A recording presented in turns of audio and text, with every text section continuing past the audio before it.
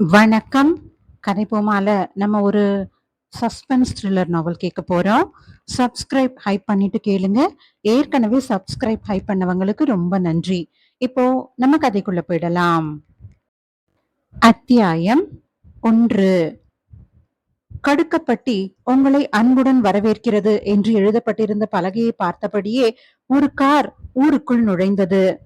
மாசத்துக்கு 4-5 பேராச்சும் செத்து போயிடுறாங்க. போன மாசம் ஒரு போலீஸ் அதிகாரியே செத்து போயிட்டாரு. இதுவே போதும், இனிமே யாரும் அந்த காட்டுக்குள்ள போக மாட்டாங்க. அந்த காட்டுல ஏதோ ஒண்ணு இருக்குது. நான் இனி அந்த பக்கமே தலை வச்சு கூட படுக்க மாட்டேன் என்றபடியே ஒரு கூட்டம் பேசிக் கொண்டிருந்தது. நேத்து நைட்டுல அங்க இருந்து சத்தம் வந்துச்சு. அப்படியா? என்ன சத்தம்? நீ போய் பாத்தியா? போன மாசம் அந்த மாதிரி சத்தத்தை கேட்டுதான் அந்த போலீஸ் அங்க போய் அந்த ராஜ் கிட்ட மாட்டி செத்து போயிட்டாரு. என்னைய அப்படி சாக சொல்றியா? பின்னர் அந்த பக்கமாக வந்த ஒரு கார் அவர்களின் அருகில் வந்து நின்றது. கார் கண்ணாடியை இறக்கி, ம் இந்த இந்த வீதி எங்க இருக்கு என்ற ஒரு துண்டு பேப்பரை நீட்டியவாறு ஒருவன் அவர்களை பார்த்தான். பேசிக் கொண்டிருந்ததை நிறுத்திவிட்டு காரில் இருந்தவனை கவனித்தனர். தம்பி, இங்க இருந்து நேரா போங்க, 5 நிமிஷத்துல வந்துடும் என்று அந்த கூட்டத்தில் இருந்த ஒருவன் வழி சொன்னான். கார் சென்றதும் மீண்டும் பேசத் தொடங்கினர். இப்போது அந்த காட்டை பற்றி பேசாமல் காரில் இருந்தவனை பற்றி பேசினார்கள். யார் இவன்? புதுசா இருக்கு. அவனை விடுங்க. அவன் போறது எந்த வீதிக்கு தெரியுமா? நாம பேசிக்கிட்டு இருந்த காட்டுக்கு பக்கத்துல இருக்கிற வீதி. திப்பு வீதிக்கா போறான்? யாருமே அங்க போக பயப்படுவாங்க. இவன் என்னன்னா அங்க தங்க போறான் போல இருக்கே. அதான் அவனுக்கு கம்பெனி கொடுக்க வீணா போன சோமுவும் அவன் குடும்பமும் இருக்கிறாங்களே. சோமு மட்டுமா இருக்கான் என்று அவர்கள் போகும் காரை பார்த்து கொண்டே இருந்தனர். சரி சரி, நமக்கு அதெல்லாம் எதுக்கு? அந்த கார்ல போனவனை பார்த்தா போலீஸ் மாதிரி இருக்குது. ஒருவேளை செத்து போன போலீஸுக்கு பதிலா வந்திருப்பாரோ? இந்த வாரத்துல ஒரு போலீஸ் வரதா சொன்னாங்களே, அது அவர்தான் போல. அடுத்த நாள். எல்லாம் ரெடி பண்ணிட்டீங்களா? நம்ம ஸ்டேஷனுக்கு புது இன்ஸ்பெக்டர் வராரு. அவரை நல்லபடியா வெல்கம் பண்ணணும், புரிஞ்சுச்சா? என்றும் இல்லாமல் இந்த ஸ்டேஷன் ஏதோ திருவிழா போல காட்சி அளித்தது. உங்களுக்கு ஒரு விஷயம் தெரியுமா? நம்ம புது இன்ஸ்பெக்டர் எங்க தங்கியிருக்காருன்னு தெரியுமா? அந்த திப்பு வீதியில. என்ன? அங்கயா? போலீஸ் குவார்டர்ஸ் விட்டுட்டு அங்க போய் தங்கி இருக்கிறாரு என்று ஒரு பக்கம் பயம் கலந்த நக்களுடன் பேசிக் கொண்டிருந்தனர். ஐயோ, சார் வந்துட்டாரு என்றபடி அனைவரும் வெளியே சென்றனர். அவனை பார்ப்பதற்கு ஒரு கதையின் நாயகனுக்கு தேவையான பொருத்தம் எல்லாமே இருந்தது. வில் போன்ற புருவம், கம்பீர பார்வை, 6 அடி உயரத்துடன் காக்கி சட்டை மட்டும் போடாமல் இருந்திருந்தால் அவனை சினிமா நடிகன் என்று நினைத்துக் கொண்டிருப்பார்கள். ஹலோ சார், வாங்க, வெல்கம். எதுக்கு இதெல்லாம் தேவையில்லாம என்றபடி தனது கூலிங் கிளாஸை கழற்றினான். பரவாயில்ல சார், இத கூட பண்ணலன்னா எப்படி? ஓகே என்றபடி அவனிடமிருந்து பூங்கொத்தை வாங்கி கொண்டான். பின் அவனது அறைக்கு சென்றவன், நான் தான் ஹாரிஸ். புது இன்ஸ்பெக்டர் மட்டும் இல்ல, ஊர்ல நடக்கிற கொலையும் கனகவேல் சார் எப்படி இறந்தாருங்கிறதையும் விசாரிச்சு கண்டுபிடிக்க போறேன் என அவன் கூறுகையில் அவனது பேச்சில் வீரமும் தெளிவும் இருந்தது. பின் மற்றவர்களை அறிமுகப்படுத்திக் கொள்ள சொன்னான். சார், நான் தான் SI கணபதி. நான் தான் கான்ஸ்டபிள் விசு. ஓகே, போன மாசம் இறந்து போன police inspector Kanagavel case file உடனே கொண்டு வாங்க. கணபதி, கொண்டு வாங்க. Okay sir. அப்போ ஊர்ல நடக்கிற கொலை எல்லாத்தையும் அந்த ராஜோட ஆவிதான் பண்ணுது, அப்படித்தானே? ஆமா சார். அவங்கள மட்டும் இல்ல, நம்ம இன்ஸ்பெக்டர் கனகவேல் சாரையும் அவன் தான் கொன்னான் என்று ஹாரிஸிடம் கூறினான். நீ படிச்சுதான் போலீஸ் ஆனியா இல்ல பணம் கொடுத்து போலீஸுக்கு வந்துட்டியா என்றபடி அவனை பார்த்து முறைத்தான் ஹாரிஸ். Sorry sir. போன மாசம் 5 பேர், அதுக்கு முந்தின மாசம் 4 பேர், இந்த மாசம் 3 பேர் செத்து போயிருக்காங்க. ஆனா எந்த நடவடிக்கையும் எடுக்கல. நீங்கள என்னதான் பண்ணிக்கிட்டு இருக்கீங்க? ஆம், ஹாரிஸ் கேட்பதும் நியாயம். இவ்வளவு நாள் எதுவுமே செய்யாமல் இருந்திருக்கிறார்கள். அப்போது மக்களுக்கு பயம் வரத்தானே செய்யும். அது சார், எல்லாருக்கும் பயம்தான். அந்த காட்டுக்குள்ள போனா யாரும் உயிரோட திரும்பி வர்றதே இல்ல. அதான் யாரும் இந்த கேஸை எடுக்கிறது இல்ல என்றபடி அவனிடம் அழுப்பினான். நீங்களும் நம்பிக்கிட்டு இருக்கீங்களா இந்த பேய் கதைய? முதல்ல நம்பல, ஆனா இப்போ அங்க எந்த பேயும் இல்ல, அத நான் நிரூபிக்கிறேன் என்றபடி வெளியே பார்த்தான். வெள்ளை நிற சுடிதார் அணிந்த பெண் திடீரென ஹாரிஸ் அறைக்கு ஓடி வந்தாள். கண்கள் எல்லாம் சிவந்தபடி இருந்த அவளை பார்த்து எழுந்து நின்றவன், என்னாச்சு, ஏன் இப்படி ஓடி வரீங்க? சார், எங்க அப்பாவை நேத்து நைட்டுல இருந்து காணோம் என்று கண்ணீர் மல்க கூறினாள். இங்க யாருமே எந்த ஆக்ஷனுமே எடுக்க மாட்டேங்கிறாங்க சார் என்று கதறினாள். உடனே ஹாரிஸ் கணபதியை பார்த்தான்.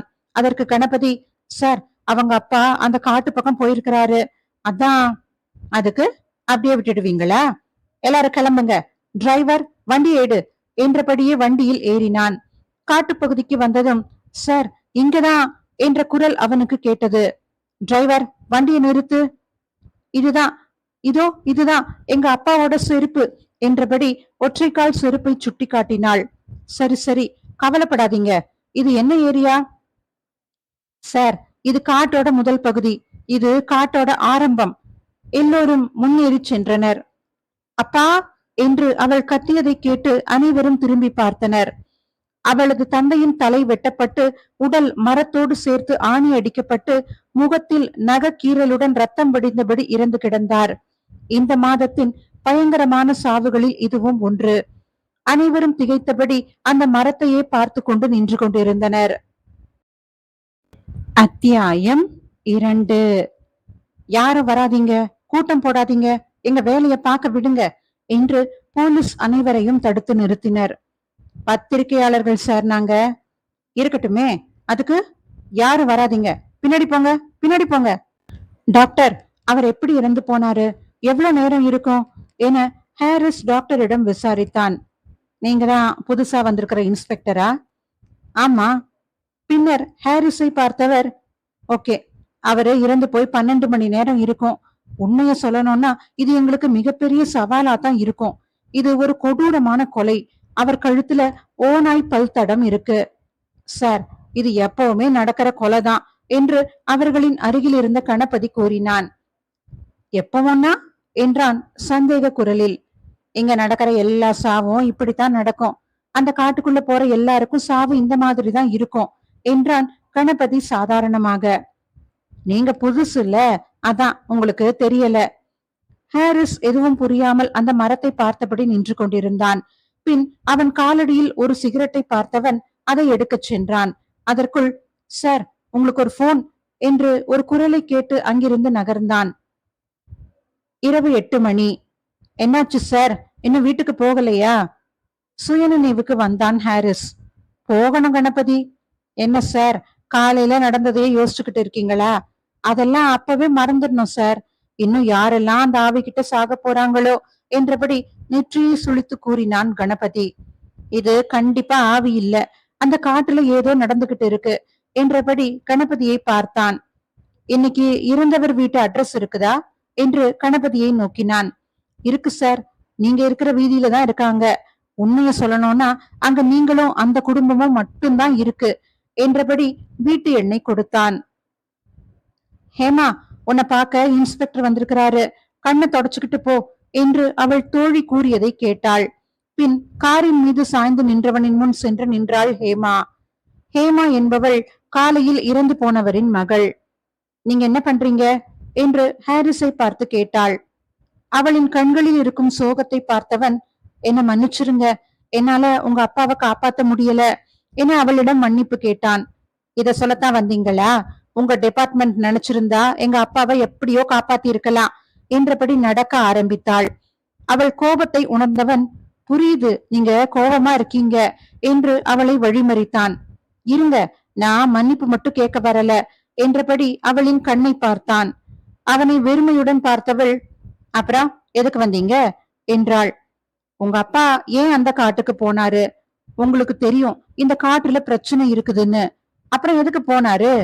ஓ, பேய் இருக்குன்னு சொல்றீங்களா, இல்ல பேய் தான் எங்க அப்பாவை கொன்னுடுச்சுன்னு சொல்றீங்களா என்று அவனை பார்த்து கோபத்தில் கத்தினாள்.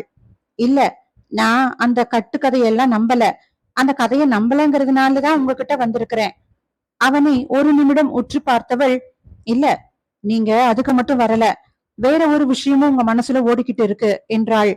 அமைதியானவன், சரி, நீங்க என்னைய நம்பாத வரைக்கும் என்கிட்ட எதுவும் சொல்ல வேண்டாம்.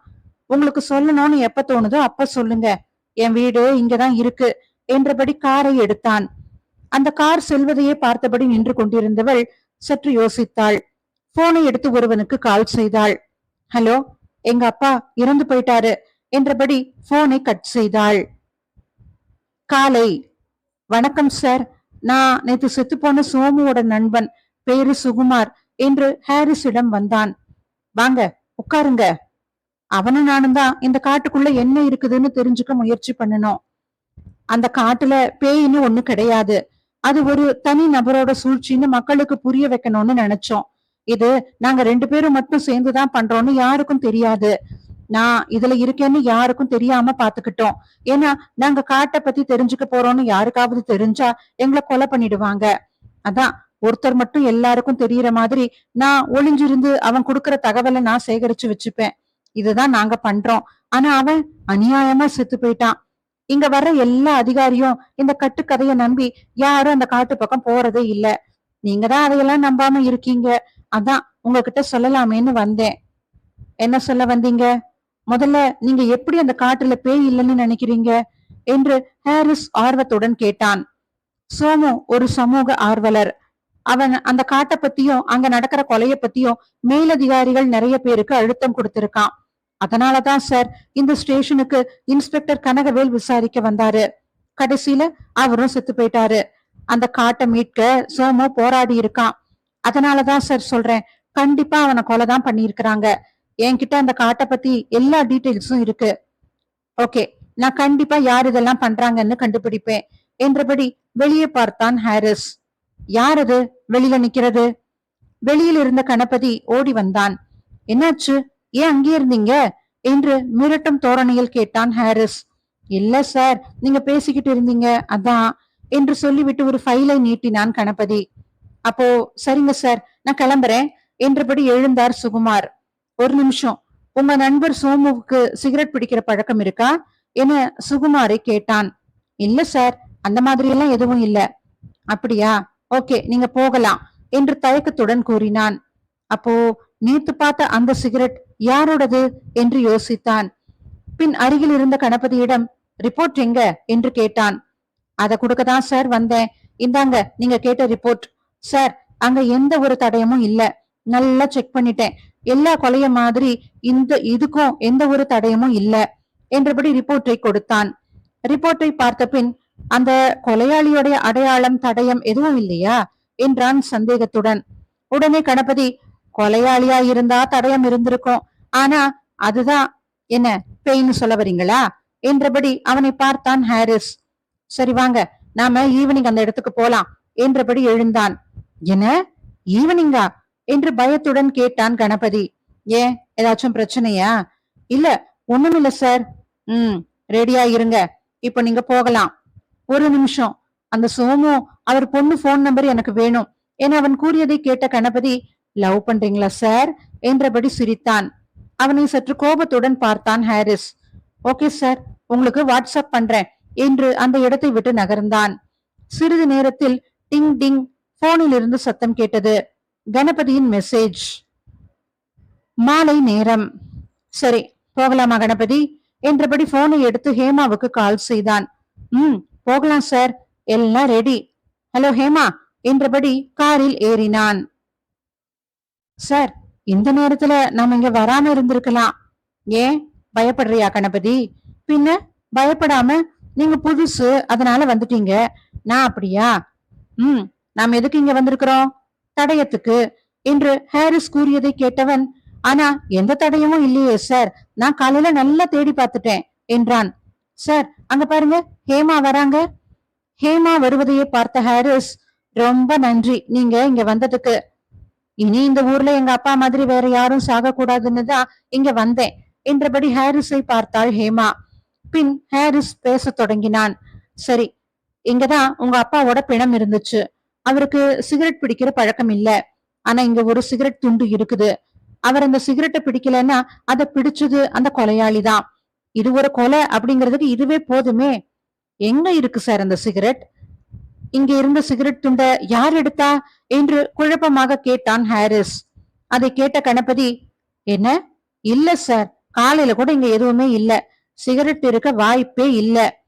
கோபத்தின் உச்சியில் இருந்த ஹாரிஸ் கணபதியின் சட்டையை பிடித்து, நான் இங்க ஒரு சிகரெட்டை பார்த்தேன். என்று தெளிவாக கூறினான். இங்க என்னதான் நடந்துகிட்டு இருக்கு என்று ஹேமா குழம்பிய குரலில் கூறினாள். கண்டிப்பா இங்க ஏதோ நடக்குது என்று கணபதியை பார்த்தான். நேத்து யாரெல்லாம் இங்க வந்தாங்க அப்படிங்கிற முழு தகவல் காலையிலக்குள்ள எனக்கு கிடைக்கணும், புரிஞ்சுதா? ஓகே சார், நீங்க இப்போ கிளம்புங்க கணபதி. கணபதி அங்கிருந்து கிளம்பியதும் என்ன ஆச்சு, இருந்த ஒரு தடயமும் போயிடுச்சா என்று ஹேமா கேட்டாள். இந்த இடத்துல 1000 தடயம் இருந்துச்சு, அதையெல்லாம் யாரோ அழிச்சிருக்காங்க என்றபடி ஹேமாவை பார்த்தான். அவன் பாக்கெட்டில் இருந்து ஒரு செயினை எடுத்து அவளிடம் நீட்டினான். இது யாருதுன்னு தெரியுமா? எங்கேயோ பார்த்த மாதிரிதான் இருக்கு, ஆனா கண்டிப்பா எங்க அப்பாவோட செயின் இல்ல, இது எனக்கு பழக்கப்பட்ட செயின் தான் என்றபடி அவனிடம் இருந்து செயினை வாங்கி பார்த்தாள். இதுவும் இங்க இருந்துதான் கிடைச்சது, இந்த தடயத்தை யாராலையும் அழிக்க முடியாது. நீங்க இந்த செயின் உங்களுக்கு பழக்கப்பட்டதுன்னா நீங்க இதை ஏற்கனவே பார்த்திருக்கிறீங்க அப்படித்தானே? ஆமா என அவனை பார்த்தாள். அப்போ உங்களுக்கு பழக்கப்பட்ட ஒருத்தர் தான் அந்த கொலையாளி என்று உறுதியாக கூறினான். அத்தியாயம் 3.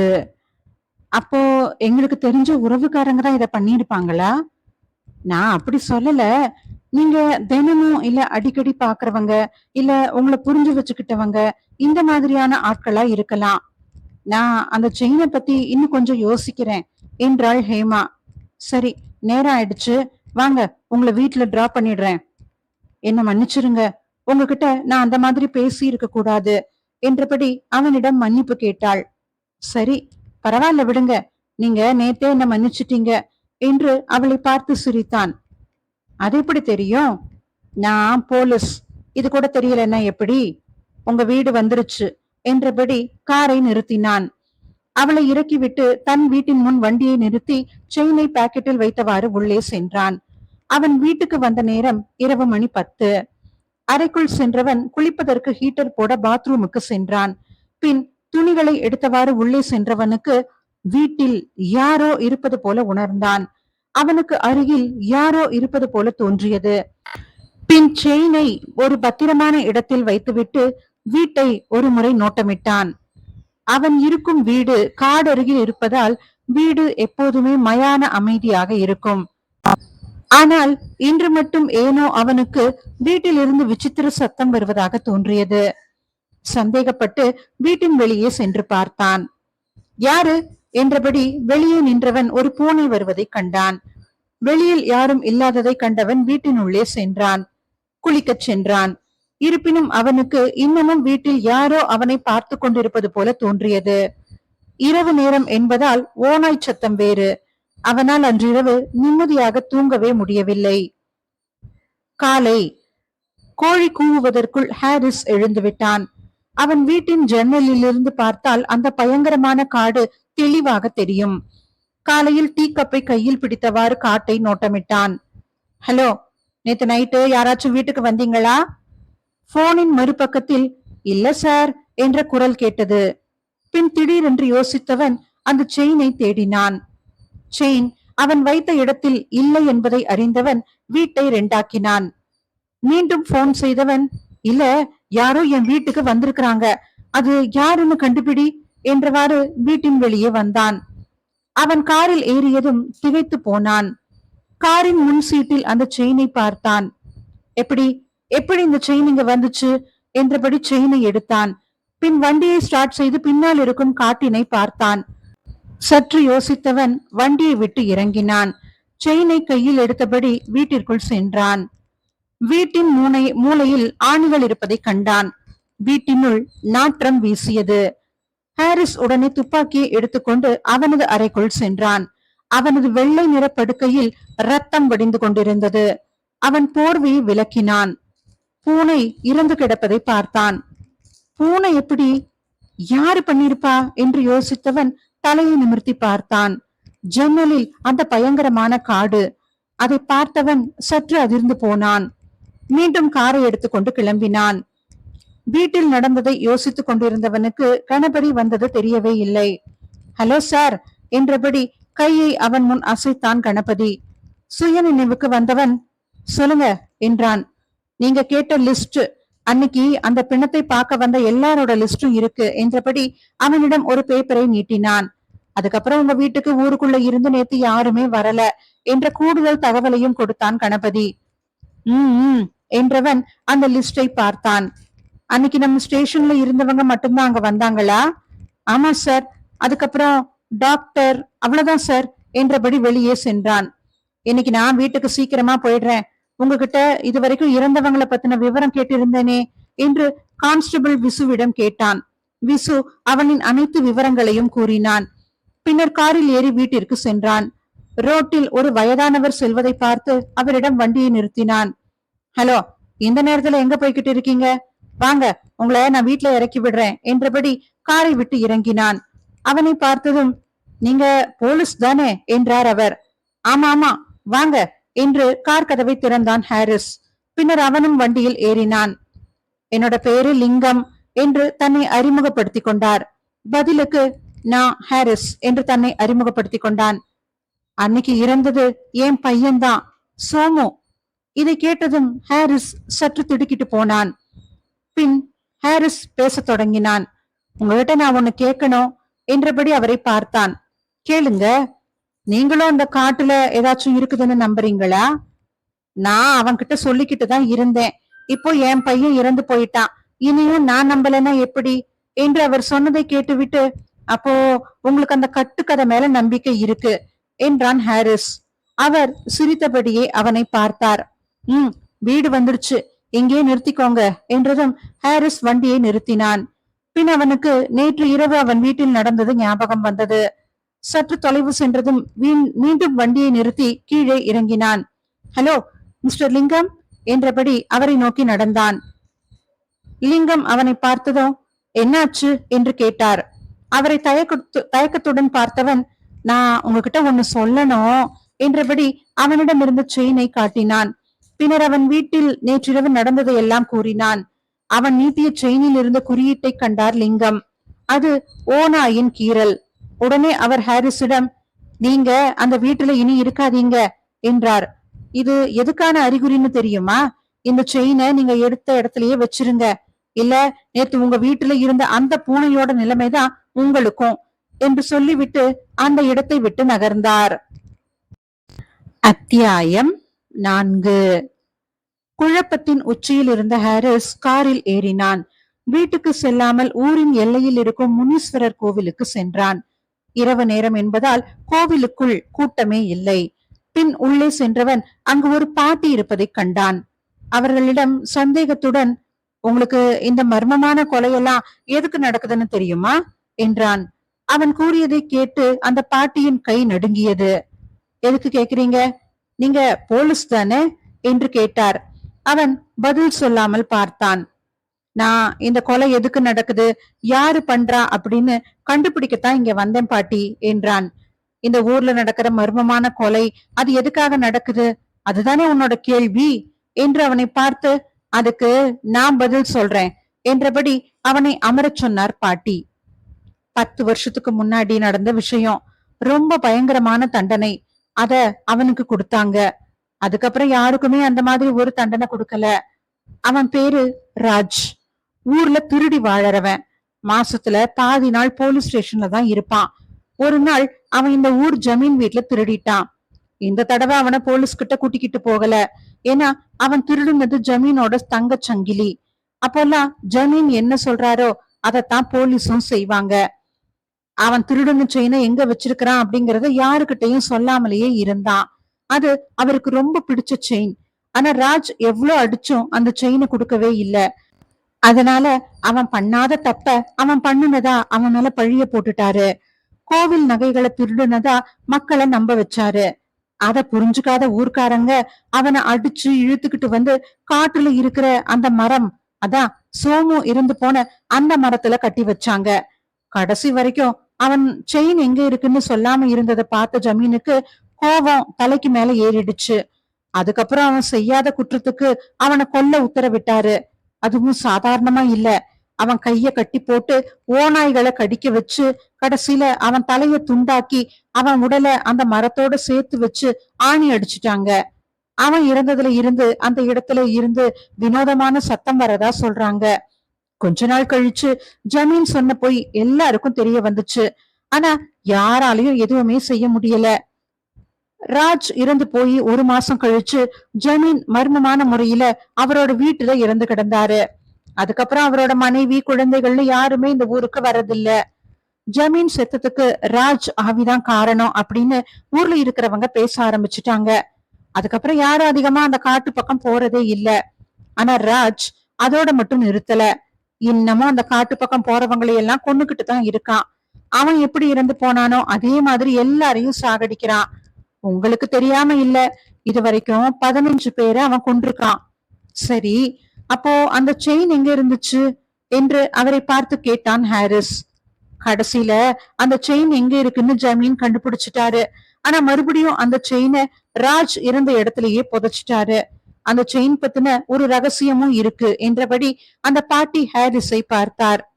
அது என்ன ரகசியம் என்று ஆர்வமாக கேட்டான். இத பாதி பேர் கட்டுக்கதைன்னு சொல்றாங்க. ஆனா எனக்கு தெரிஞ்ச வரைக்கும் உங்ககிட்ட சொல்லிடுறேன். அந்த காலத்து அரசன் தன்னோட மனைவி எது மேல ஆசைப்படுறது இல்லைன்னு அவளுக்காக மந்திரவாதிகள் நிறைய பேரை வச்சு அவளுக்கு ஒரு செயினை உருவாக்கி கொடுத்தான். அத போட்டா அவங்களுக்கு எவ்வளவு பொருள் நகை கொடுத்தாலும் ஆசை தீராது. இப்படிப்பட்ட அந்த செயினை அவளுக்கு கொடுத்தான். அத போட்டதுல இருந்து அவ ரொம்ப பெரிய பேராசைக்காரியா மாறுனா. மக்கள் எல்லாரையும் கஷ்டப்படுத்தினா. அத பார்த்த மன்னனுக்கு தப்பு செஞ்சுட்டோன்னு புரிய வந்துச்சு. அப்புறம் அந்த செயினை அவகிட்ட இருந்து வாங்கி அவரோட ரகசிய அறையில வச்சுட்டாரு. அதுக்கப்புறம் காலப்போக்குல அந்த செயின் ஜமீன் கிட்ட வந்திருக்கு. அதத்தான் ராஜ் எடுத்திருக்கிறான். அந்த செயின் பார்க்க எப்படி இருக்கும் பாட்டி? சற்று யோசித்தவள், அந்த செயின்ல ஓநாய் கீறல் போட்ட மாதிரி 2 கீறல் போட்டு இருக்கும். இதை கேட்டபடி இருந்த ஹாரிஸ் சட்டென்று ஒரு குரலை கேட்டு திரும்பி பார்த்தான். பாட்டியுடன் பேசிக் கொண்டிருந்த போது ஒரு குரலை கேட்டு திரும்பி பார்த்த ஹாரிஸ், ஹேமா, நீ இங்க என்ன பண்ற? நான் இங்கதான் இருக்கேன்னு உனக்கு எப்படி தெரியும் என்றபடி அங்கிருந்து எழுந்தான். தாத்தா தான் நேத்து உங்க வீட்டுல நடந்ததையெல்லாம் சொன்னாரு. அதான் உங்களை பார்க்க வீட்டுக்கு போனேன். ஆனா நீங்க அங்க இல்ல. அப்புறம் உங்க கார் இந்த பக்கமா போனதா சொன்னாங்க. அதான் உங்களை தேடி வந்தேன் என்று அவள் எப்படி அங்கே வந்தாள் என்பதை கூறினாள். அந்த பாட்டியை பார்த்தவன், நான் கிளம்புறேன் என்றபடி அவரிடம் சொல்லிவிட்டு அங்கிருந்து இருவரும் நகர்ந்தனர். பின்னர் இருவரும் காரில் சென்று அமர்ந்தனர். சற்று தொலைவு சென்ற பின், அவங்க கிட்ட என்ன பேசிக்கிட்டு இருந்தீங்க என்று அவனை பார்த்தாள். இந்த ஊரோட கதையத்தான் கேட்டுக்கிட்டு இருந்தேன். உடனே அவனை பார்த்தவள், அவங்க யாருன்னு உனக்கு தெரியுமா என்று கேட்டாள். அவள் அப்படி கேட்பதை பார்த்தவன், இல்லையே என்று சாதாரணமாக கூறினான். அவங்க தான் ராஜோட அம்மா என்றாள். அவள் கூறியதை கேட்டவனுக்கு அதிர்ச்சியாக இருந்தது. அந்த ஆவி ராஜா? சரி, அதை விடுங்க. நைட் உங்க வீட்டுல நடந்ததை கேட்டதும் எனக்கு ரொம்ப பயம் வந்துருச்சு என்று அக்கறையுடன் கூறினாள். ஏன், நீ பயப்படுறியா என்றான் வியப்பாக. இல்ல, எங்க அப்பா சாகறதுக்கு 1 வாரத்துக்கு முன்னாடி இந்த மாதிரிதான் எங்க வீட்டிலையும் நடந்துச்சு என்றாள் சற்று பயத்துடன். அதை கேட்டவனுக்கு சிரிப்பை அடக்க முடியாமல் சத்தமாக சிரித்து விட்டான். அவன் சிரிப்பதை பார்த்தவளுக்கு கோபம் வந்தது. என்னாச்சு, எதுக்கு சிரிக்கிற என்றபடி கேட்டாள். அவள் கூறியதை கேட்டவன் சற்று சிரிப்பதை நிறுத்திவிட்டு அவளை பார்த்தான். ஹேமா தான் செய்த தவறை உணர்ந்தாள். பின், சாரி, மரியாதை இல்லாம பேசிட்டேன் என்றாள் பணிவாக. இனி நாம ஃப்ரெண்ட்ஸ், இந்த ஃபார்மாலிட்டிஸ் எல்லாம் வேண்டாம் என்று அவளை பார்த்து புன்னகைத்தான். பின்னர் அவள் பேசத் தொடங்கினாள். நான் பேய் இருக்குன்னு சொல்ல வரல. எங்க அப்பா சாகும்போதும் இப்படித்தான் நடந்துச்சு. அந்த சைக்கோ கொலகாரன் யார கொல்ல நினைக்கிறானோ அவங்க வீட்டுல இப்படித்தான் பண்ணுவான். அதான் உங்களுக்கும் என்று அவள் கூறுவதை கேட்டவன், அப்போ அவன் என்ன சாகடிக்க 1 வாரம் அவகாசம் கொடுத்திருக்கான். சரி, அப்ப 1 வாரத்துல யாரு கொலையாளின்னு தெரிஞ்சிரும் என்றபடி அவளை பார்த்தான். நீங்களும் நம்புறீங்களா ராஜோட ஆவிதான் இதையெல்லாம் பண்ணுதுன்னு என்று ஹாரிஸிடம் கேட்டாள்.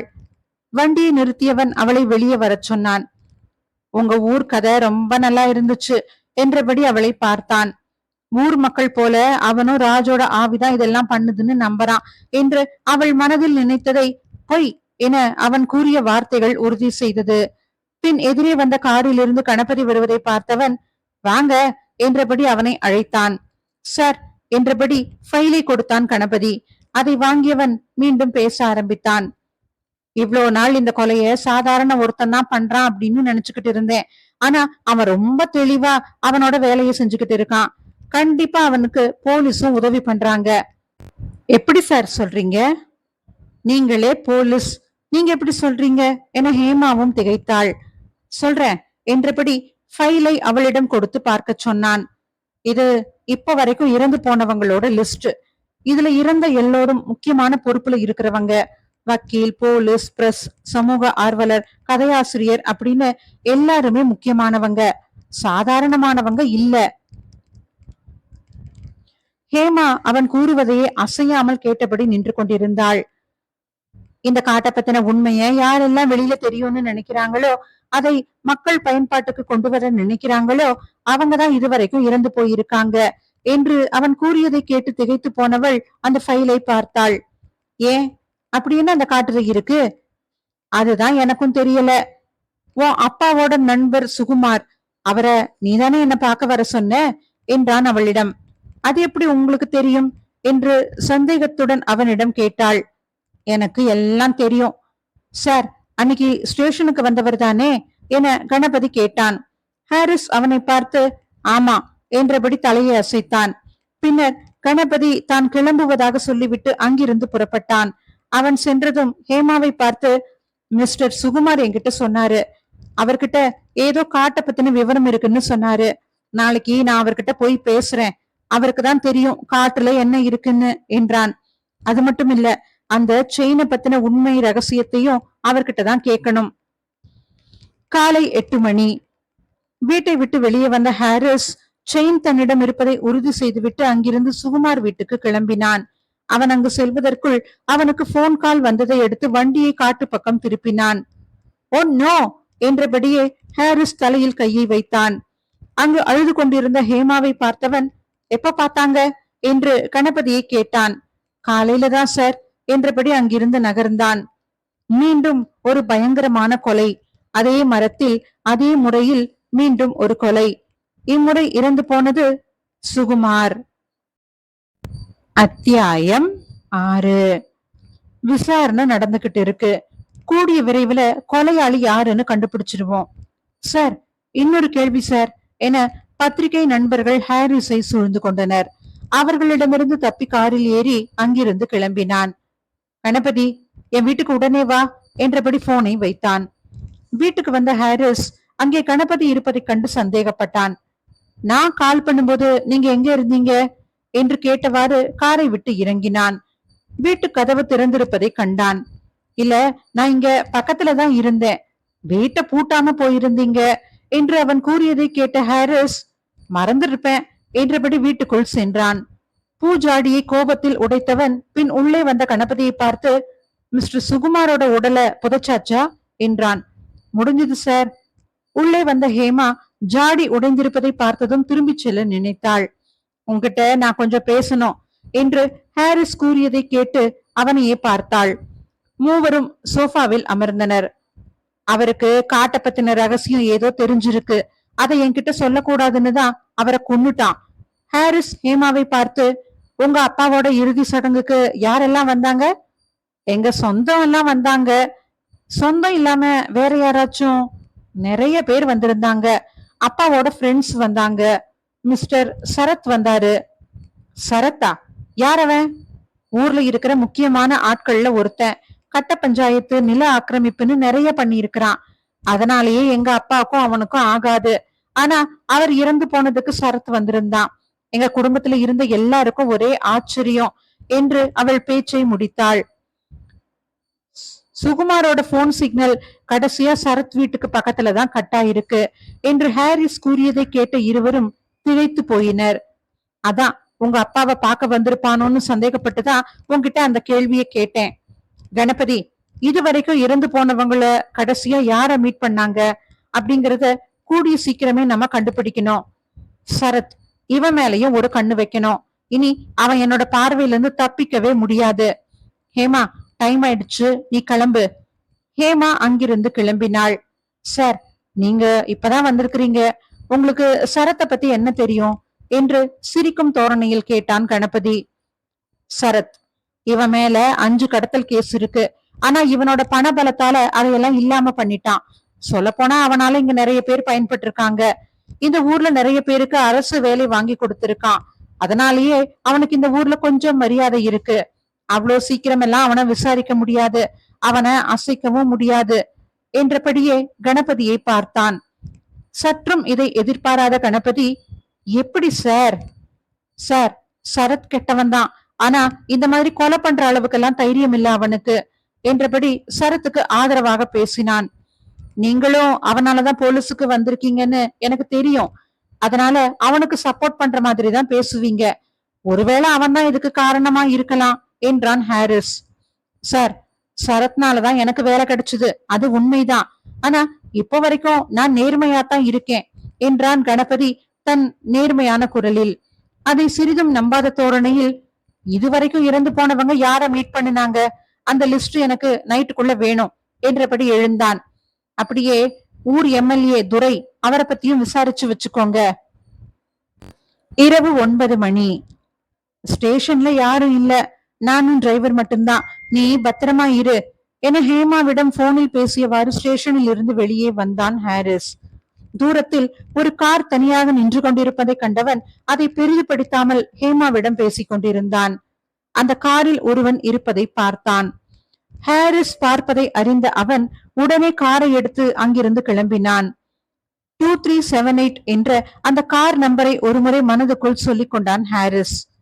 இப்போ என் வீட்டுக்கு வாங்க, ஒரு முக்கியமான விஷயத்த சொல்லணும் என்றால் லைனில் இருந்த ஹேமா.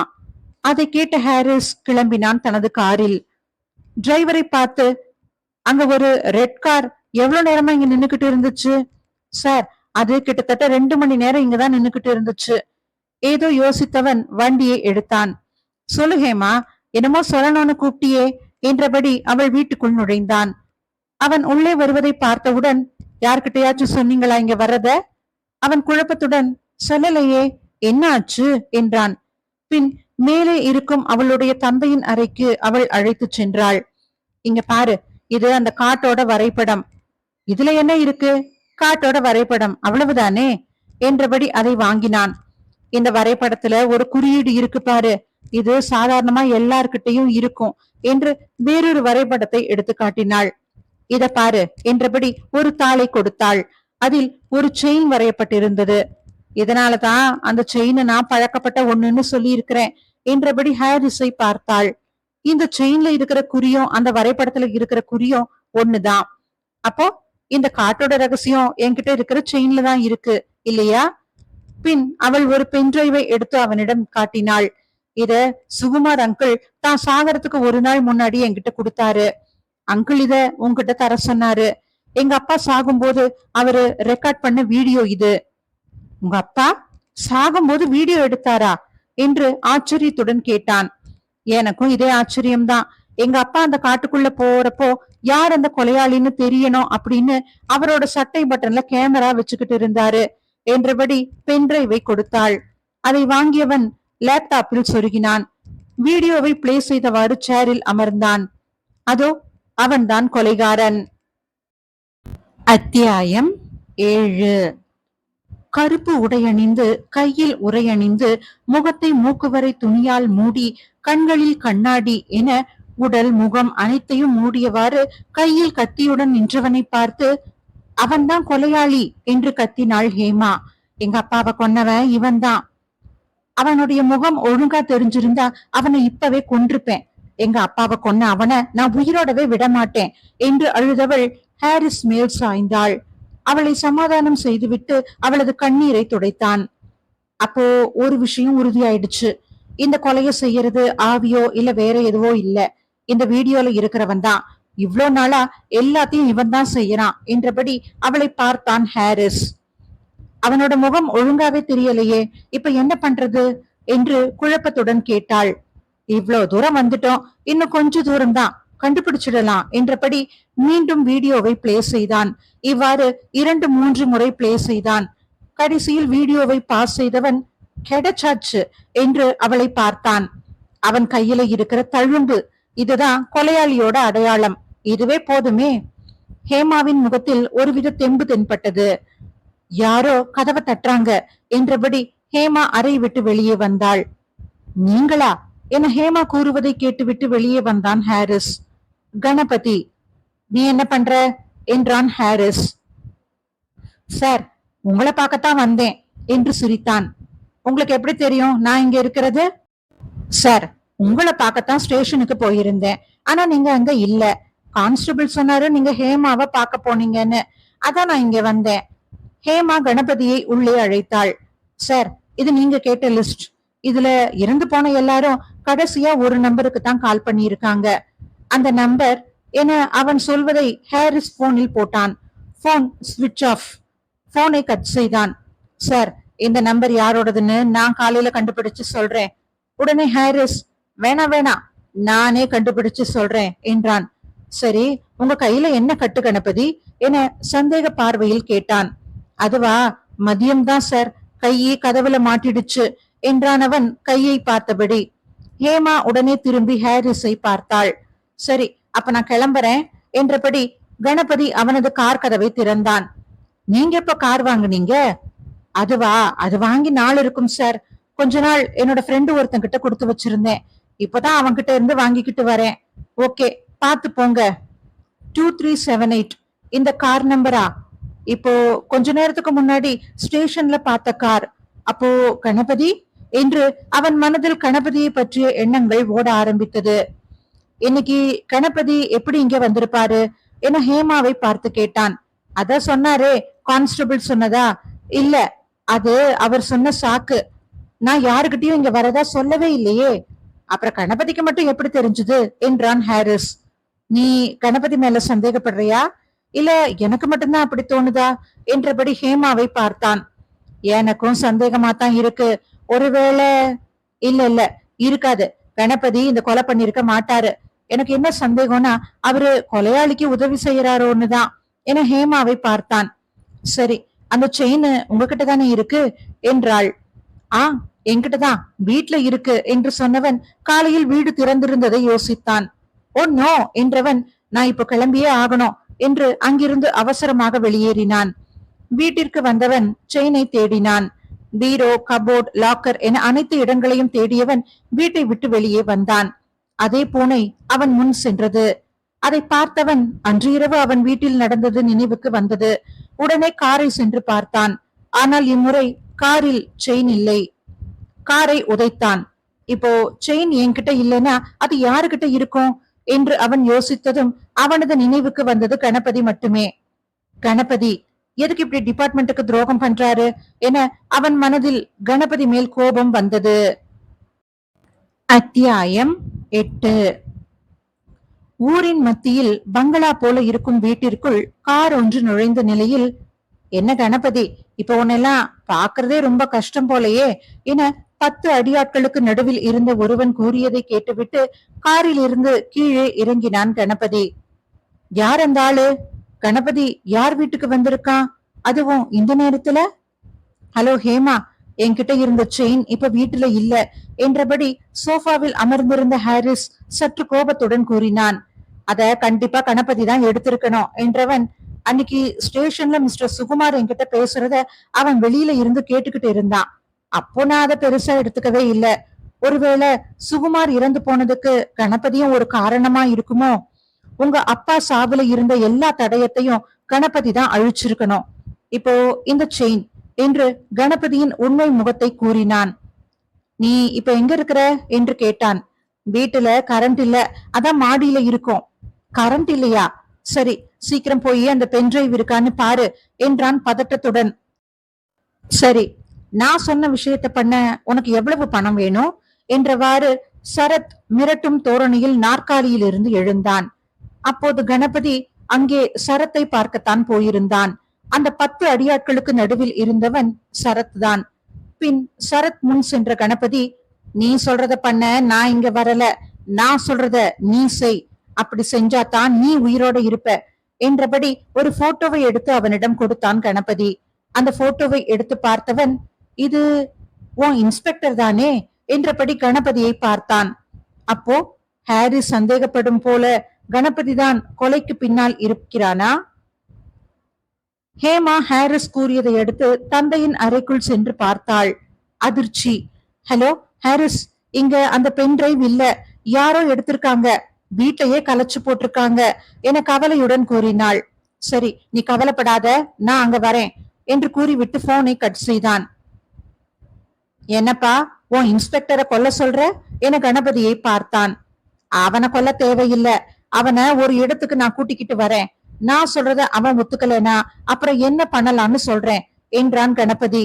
அச்சோ கணபதி, நீ தூக்க சொல்றது ஒரு போலீஸ், கடைசியில என்னையவே மாட்டி விட்டுட்டேனா என்றபடி கணபதியை பார்த்தான் சரத். தெரியும் நீ இப்படித்தான் சொல்லுவேன்னு, இங்க பாரு என்றபடி ஒரு பென் டிரைவை அவனிடம் நீட்டினான். இதுல நீ பண்ண போற எல்லா தப்புக்கும் ஆதாரம் இருக்கு, நான் சொல்றத பண்ணலனா நீ ஜெயிலுக்கு போறது கன்ஃபார்ம் என்றபடி அங்கிருந்து சென்றான் கணபதி. பாத்தியா அண்ணே, நீ வாங்கி கொடுத்த வேலை இப்ப உன்னையே மிரட்டிக்கிட்டு போறான், இவனை சும்மா விடக்கூடாதுன்னே என்று அடியாட்களில் ஒருவன் கூறியதை அடுத்து, இதை இப்படியே விட்டா நமக்கு தான் ஆபத்து, அண்ணாவுக்கு கால் பண்ணிடா, கணபதியை என்ன பண்ணலான்னு கேளு என்றபடி சரத் கையில் இருந்த ஒயினை குடித்தான். அண்ணா இப்போ எலெக்ஷன்ல கொஞ்சம் பிஸி, அதனால நாமளே பாத்துக்கலாமே என ஒருவன் கூறினான். ஹேமா வீட்டிற்குள் வந்த ஹாரிஸ், உனக்கு எந்த பிரச்சனையும் இல்லதானே என்று அக்கறையுடன் கேட்டு கட்டிப்பிடித்தான். பின் கணபதி தான் எல்லாத்தையும் பண்ணிருக்காரு என்றான். ஒரு நிமிஷம் நல்லா யோசிச்சா நமக்கே புரியும். சரத், அவன் அண்ணா எம்எல்ஏ துரை, கணபதி, இவங்க 3 பேர்ல ஒருத்தன் தான் கொலையாளி, மீதி 2 பேர் அந்த கொலையாளிக்கு உதவி பண்றாங்க. யார் கையில தழும்பு இருக்கோ அவன் தான் கொலையாளி. இந்த விஷயம் தெரிஞ்சுதான் கணபதி கையில கட்டு போட்டுக்கிட்டு இருக்கான்.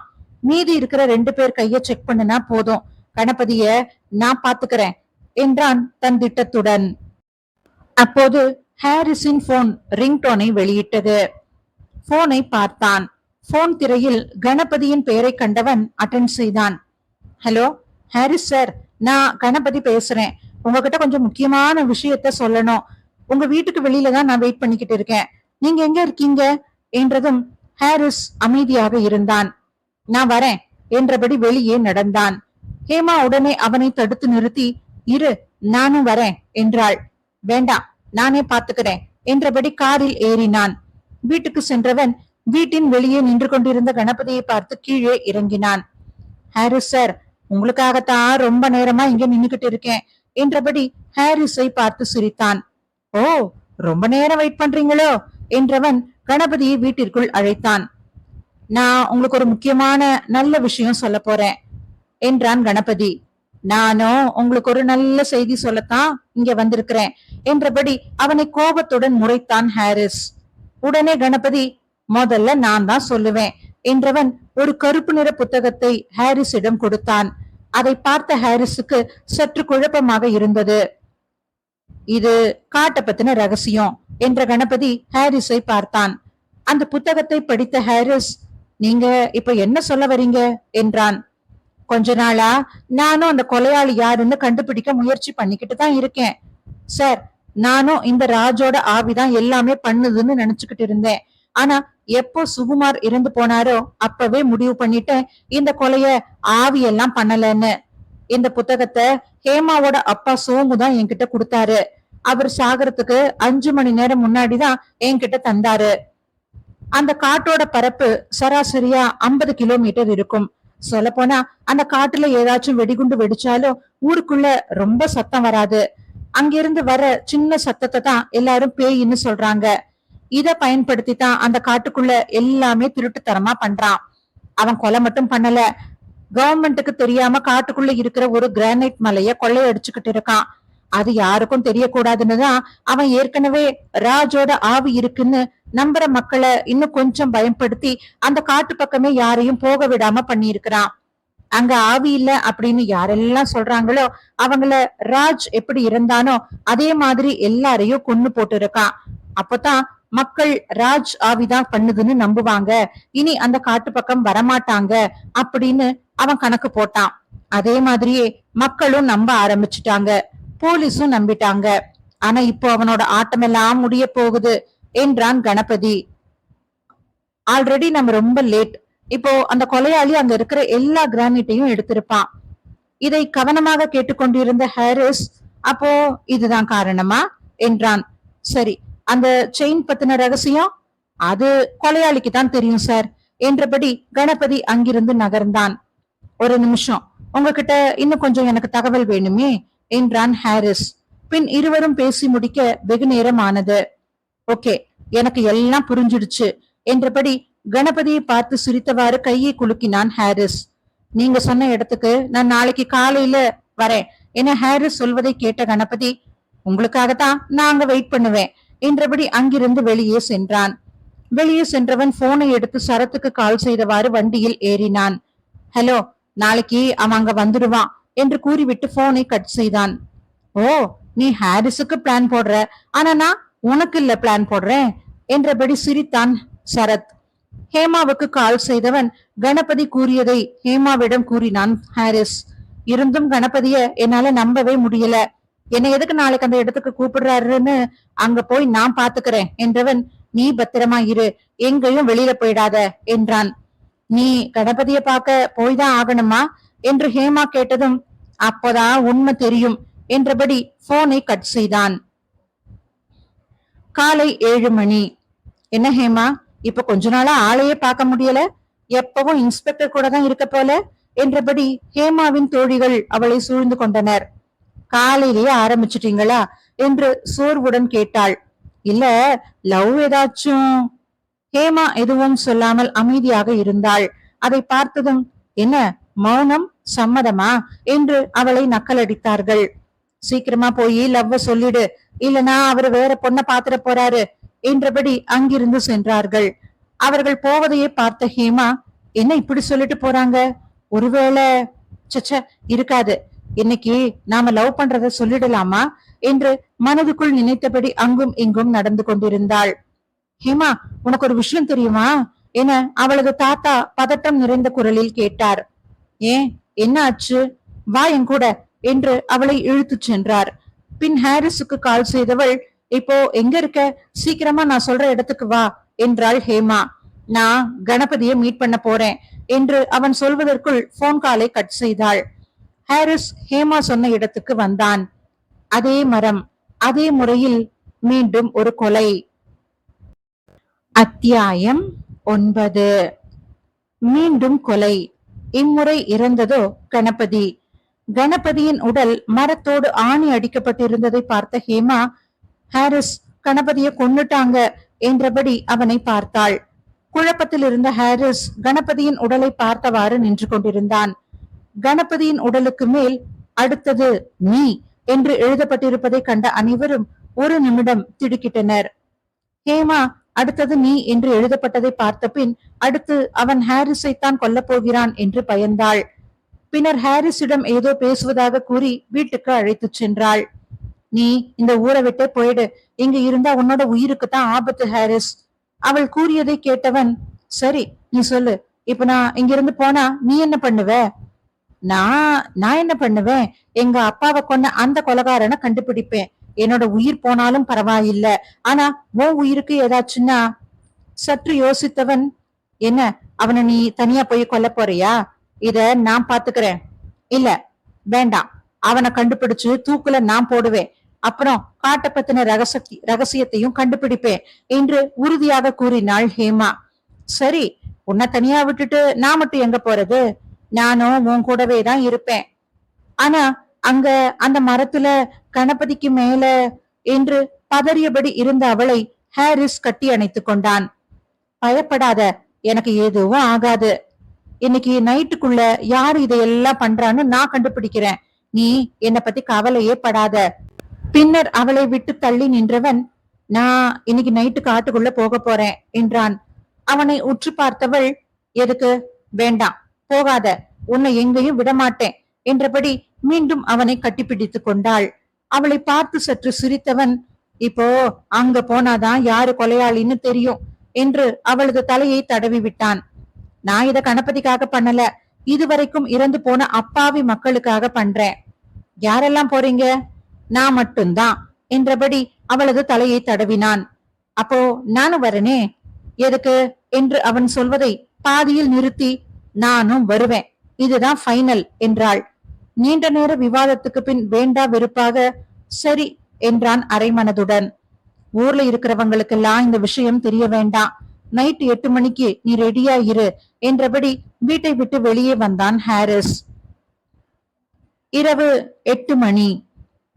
அண்ணே, அந்த காட்டுக்குள்ள யாரோ போகிறத நம்ம பாண்டி பாத்துருக்கிறான். என்ன, நம்ம காட்டுக்குள்ளயா? யாரு போனா? எத்தனை பேர் போனாங்க? ஒழுங்கா பாத்தியா? காட்டுக்குள்ளதான் போனாங்களா என்று கேள்விகளை அடுக்கினான் சரத். நான் மூஞ்சியெல்லாம் ஒழுங்கா பாக்கல, ஆனா கண்டிப்பா அவங்க காட்டுக்குள்ளதான் போனாங்க. 2 பேரு போனாங்கண்ணே. இன்னைக்குதான் கணபதி செத்துருக்கிறான், அத பார்த்தும் பயப்படாம காட்டுக்குள்ள போறாங்களா? போகட்டும் போகட்டும், இப்ப யாரு சாக போறாங்கன்னு தெரியலையே.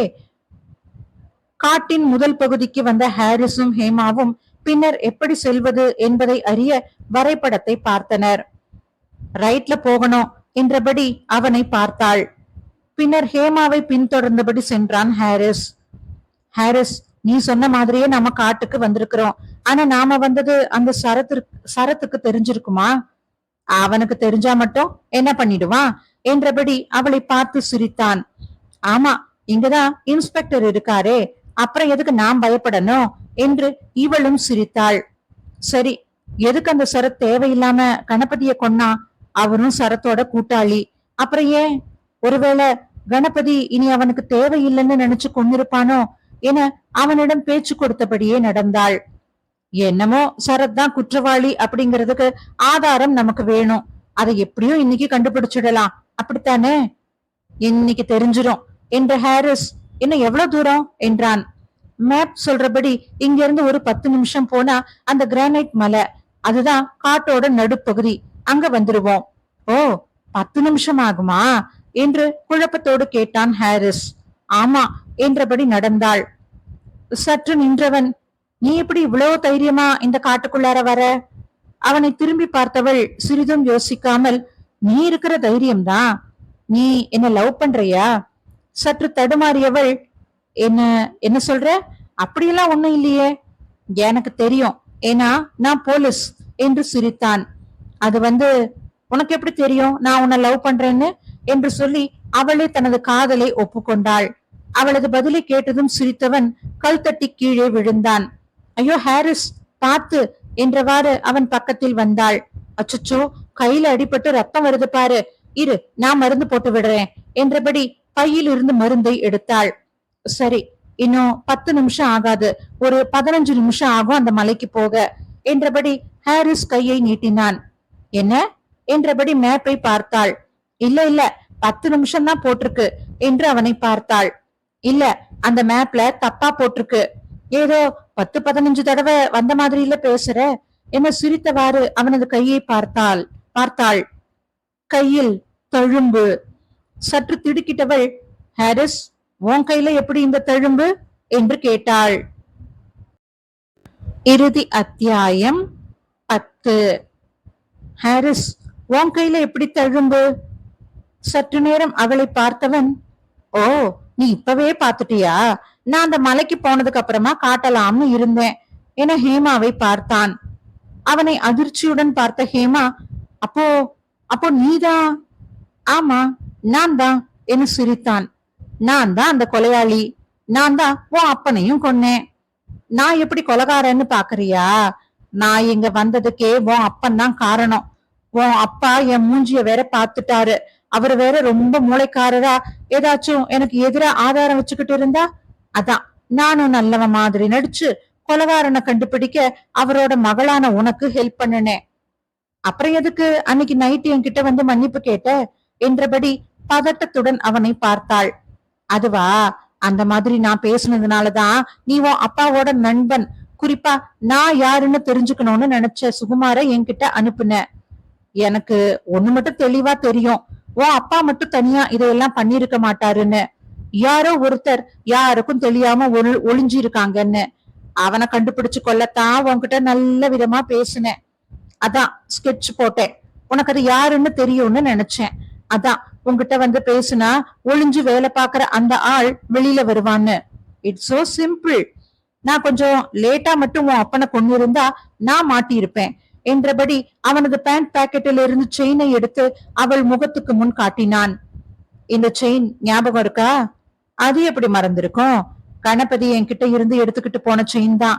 என்ன பண்றது, நான் கணபதி கிட்ட இருந்து வாங்கும் போது அவருதான் உயிரோடையே இல்லையே. இந்த செயின் உன் அப்பா கிட்ட தான் இருந்துச்சு. அது எப்படி அவர்கிட்ட வந்துச்சுன்னு எல்லாம் எனக்கு தெரியல. அதான் உனக்கு அந்த செயின் பழக்கப்பட்டதா இருந்துச்சு. கணபதி ரொம்ப நல்லவர் தான். ஆனா என்ன, அவர் எப்பவும் போல அமைதியா இருந்திருந்தா அவரோட உயிர் போகாம இருந்திருக்கும். தேவையில்லாம என் வீட்டுக்கு போய் என்னை பத்தின ரகசியத்தை தெரிஞ்சுக்கிட்டு என் வீட்டுல இருந்த செயினையும் எடுத்து பெரிய தப்பு பண்ணிட்டான். இவனை ஒரு பக்கம் பார்த்தா இன்னொரு பக்கம் நீ உன் அப்பா ரெக்கார்ட் பண்ண வீடியோன்னு என்கிட்ட வந்து காட்டுற. அத உன் வீட்டுல இருந்து எடுக்க நான் பட்ட கஷ்டம் எனக்கு தான் தெரியும். அவன் பேச பேச அவனை சிலை போல பார்த்து கொண்டிருந்தாள் ஹேமா. அப்புறம் நேத்து என் வீட்டுக்கு வந்து கணபதி என்ன சொன்னான் தெரியுமா என அவளை பார்த்து சிரித்தவன் பின் பேச ஆரம்பித்தான். என்னை பத்தின ரகசியம் தெரிஞ்சிருச்சுன்னு என்கிட்ட வந்தே சொல்றான். அதுவும் அவன் சொல்ற இடத்துக்கு வந்து எல்லா உண்மையையும் ஒத்துக்கணுமா, இல்லனா என்னை கொன்னுடுவேன்னு மிரட்டிட்டு வேற போனான். லூசு பய, நான் ஏற்கனவே 15 பேரை கொண்டிருக்கேன். இவனை கொல்ல முடியாதா? அதான் அவன்கிட்ட இருந்த எல்லா ஆதாரத்தையும் அழிச்சிட்டு அவனையும் கொன்னுட்டேன். அப்போ இதையெல்லாம் அந்த சரத் பண்ணலையா? உனக்கு இன்னும் புரியலையா செல்லம் என்றபடி சிரித்தான். அதுவும் என்னோட பிளான் தான். யாராலையும் தொடக்கூட முடியாத ஒருத்தன் தான் அந்த சரத். அவன் இத பண்ணுனான்னு சொன்னா யாரு நினைச்சாலும் அவனை தூக்கி ஜெயில போட முடியாது. அப்படி போட்டா மேலிடத்துல இருந்து பிரஷர் வரும். சோ இந்த கொலை கேஸ் பத்தி பெருசா எடுத்துக்க மாட்டாங்க. எனக்கும் எந்த பிரச்சனையும் வராது. போக போக கணபதி மேல எனக்கு டவுட் வந்துச்சு. அதான் கணபதி சரத்தோட கூட்டாளின்னு சொன்னேன். நீயும் அத குழந்தை மாதிரி நம்பிட்ட. அதோட கொலை பண்ணுனது போதும்னு பார்த்தா நீ வந்து நிக்கிற. எங்க அப்பாவை கொன்னவன நான் கண்டுபிடிப்பேன்னு சொல்லிக்கிட்டு இருக்க. உன்னை லவ் பண்ண காரணத்துக்காக உன்னை மட்டும் உயிரோட விட்டுடலான்னு நினைச்சேன். ஆனா இப்ப உன்னை விட்டுட்டா இன்னும் ஒரு 2 இல்ல 3 மாசத்துல என்னை பத்தின ரகசியத்தை தெரிஞ்சுக்குவ. அதனால அதனால இப்போ உன்னையும் கொல்லணும் போல. நான் உன்னை சும்மா விட மாட்டேன். எங்க அப்பாவை கொன்னுட்டு எப்படி இவ்வளவு நல்லவ மாதிரி நடிச்சுக்கிட்டு இருக்க? இப்பவே நான் கமிஷனருக்கு கால் பண்றேன் என அவளது பையை எடுத்தாள். இதோ உன் போனு என்கிட்ட இருக்கு, நீதானே கொடுத்த, பத்திரமா வச்சுக்க சொல்லி. மறந்து போயிட்டியா என்ன சிரித்தான். என்ன நம்பி காட்டுக்கு வந்திருக்கிற. இங்க பாரு, நான் உன்னை மட்டும் கொன்னுடுறேன். நீ மட்டும்தான் இந்த ஊர்ல ஆவிக்கு பயப்படாதவ. உன்னை கொன்னுட்டா போதும், வேற யாரும் இந்த காட்டை பத்தின ரகசியத்தை கண்டுபிடிக்கணும்னு சொல்லிக்கிட்டு வரமாட்டாங்க. இன்னும் 2 மாசத்துக்குள்ள இங்க ஒரு மலை இருந்துச்சுன்னு யாருக்கும் தெரியாது. அதுக்கப்புறம் நான் யாரையும் கொல்ல மாட்டேன். ஆனா உன்னை தவிர. என்ன நம்பு, உன்னை வலிக்காம கொல்லுவேன். கண்ணில் வந்த நீரை துடைத்தவன், நானும் லவ் பண்ணிட்டேன் போல, முதல் காதல் என கத்தியை எடுத்தான். உன்னை போய் லவ் பண்ணேன் பாரு. ச்ச, நான் இது வரைக்கும் யாருக்காகவுமே அழுததில்ல. நீ என்ன வேணா சொல்லிக்கோ, உன்னை கொல்லும் போது உன்னை விட எனக்கு தான் அதிகமா வலிக்க போகுது. அப்புறம் இந்த செயின் பத்தின ரகசியம் சொல்லல உன்கிட்ட. சரி சரி, அது ரகசியமாவே இருக்கட்டும். என்ன வேணும்னா அடுத்த ஜென்மத்துல சொல்றேன். அந்த மர்மத்தோட மறுமுனை நான் தான் செல்லும் என்றவன் அதிர்ந்து போய் நின்ற ஹேமாவை கண்கள் கலங்க பார்த்தபடி கையில் இருந்த கத்தியில் நொடி உயிர் போவது போன்று கழுத்தில் அறுத்தான். அவள் துடிப்பதைக் கண்டு sorry but I love you என்றான். ஹலோ அண்ணா, எல்லாம் முடிஞ்சிருச்சு. இப்போ நம்ம அப்பாவோட செயின் மறுபடியும் நம்ம கிட்ட வந்துருச்சு. நம்ம அப்பா எடுக்கணும்னு நினைச்ச கிரானைட் மேல இப்ப நமக்கு சொந்தமாயிடுச்சு. நம்ம அப்பாவை யாருக்கும் தெரியாம என்கவுண்டர் பண்ணுன, அதுக்கு காரணமா இருந்த எல்லாரையும் கொன்னாச்சு. இனி இந்த ஊருக்கு நம்ம பழைய மரியாதையோட ஜமீன் பசங்களா வருவோம் என்றபடி ஹாரிஸ் போனை வைத்துவிட்டு ஹேமாவின் உடலை தூக்கி கொண்டு சென்றான். இதோட இந்த கதை முடியுது. இது போல மேலும் பல நல்ல கதைகள் கேட்க கதை போமாவுக்கு சப்ஸ்கிரைப் ஹைப் பண்ணி சப்போர்ட் பண்ணுங்க. நன்றி, வணக்கம்.